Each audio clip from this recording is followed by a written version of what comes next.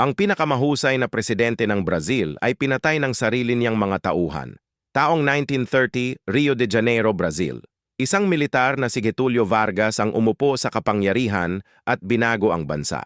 Gumawa siya ng mga batas para sa manggagawa, social security, at mga kumpanyang pag-aari ng Estado. Ginawa niyang industrial na kapangyarihan ang dating magsasakalang na bansa. Minahal siya ng mga trabahador dahil sa kanyang mga reforma. Naging presidente siya ng 19 na taon sa dalawang magkaibang panahon, pero nagtiwala siya sa mga maling tao. Pinromote niya ang mga batang opisyal ng militar at hinirang ang mga kaibigan sa mataas na posisyon. Taong 1954, kumalat ang mga iskandalo ng katiwalian. Ang kanyang bodyguard ay pumatay ng isang kalaban habang sinusubukang pumatay sa iba. Ang militar ay humingi ng kanyang pagbibitiw. Hindi niya matanggap ang kahihiyan.